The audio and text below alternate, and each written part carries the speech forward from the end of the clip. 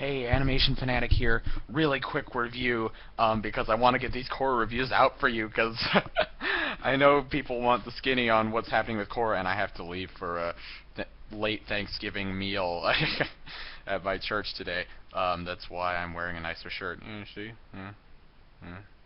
But anyway, that's not the point.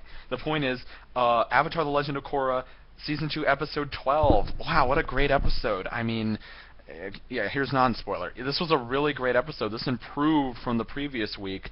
It was funny, it was action-packed, it had great scenes, it had an epic feel to it, and things came out, and the final plan, which had already mostly came out completely.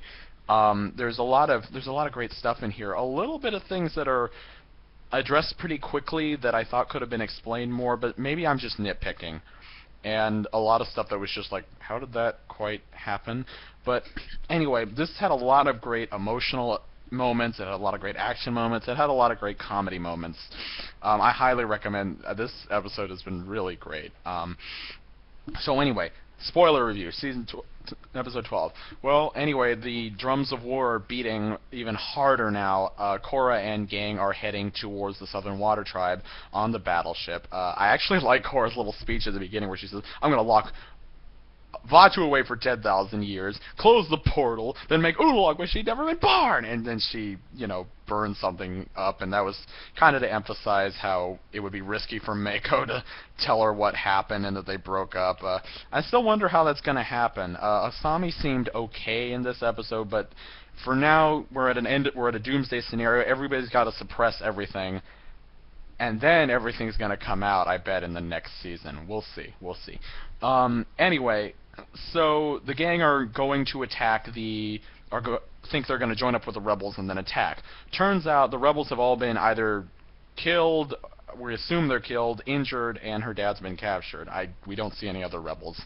So anyway, they make this big thing about how they're going to blast through the battleships, the enemy battleships, etc., etc., and then they just show up at the Southern Water Tribe, and I feel like there was a scene cut out, like we should have seen how they did that, because it was supposed to be a really big deal, and then it's not there. And then they go to the next battle, and that was just, that was kind of disappointing. A few questions this raises. One, do non-benders ever fight anymore? Two, do benders carry weapons? 3, how did the Southern Water Tribe get the mecha tanks? These are questions that I feel legitimately need to be answered, but I don't know if they will. I just feel like they are things that are somewhat important. I don't know. Maybe there should be like a field guide or something to Avatar universe so that people like me can understand these kind of things. I would be okay with that. There's field guides to other things, but whatever. Anyway, they think up a plan of attack, the 7 of them.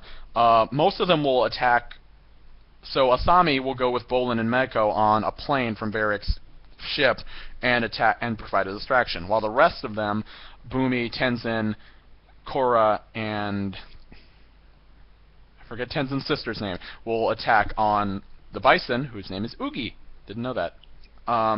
So they move in, they try to fight, they're defeated, unfortunately. The fight scene's really cool, by the way, it's really good, but not as good as the scene after that. They're captured.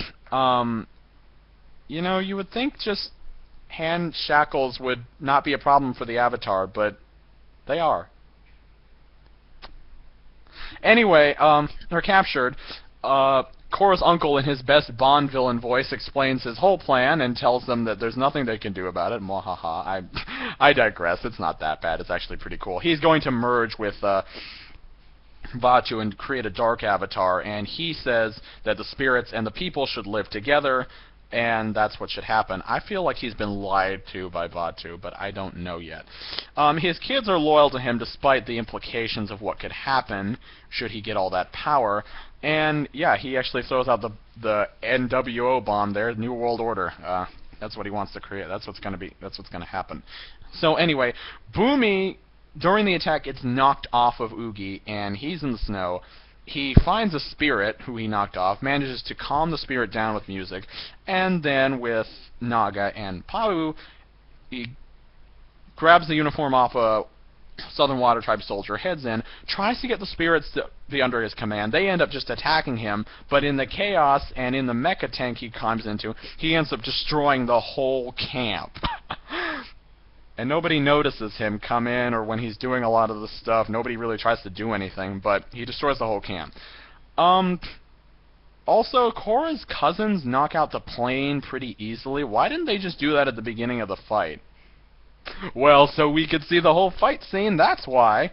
But anyway, the episode ends with them heading into the spirit world. We have a great emotional moment here where Bolin asks what could happen if something goes wrong.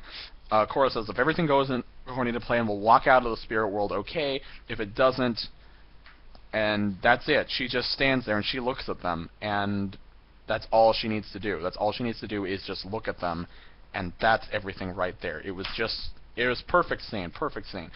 Yeah, then they go in, and harmonic convergence happens, and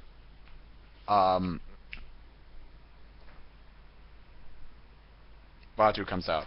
Batu comes out. So, yeah, we'll see what happens after that. I know you're probably watching this thing, wow, he's so late. Of course, we know what's going to happen, but I'm still going to do these. Anyway, so great episode, great action, great drama, great comedy, great emotional moments.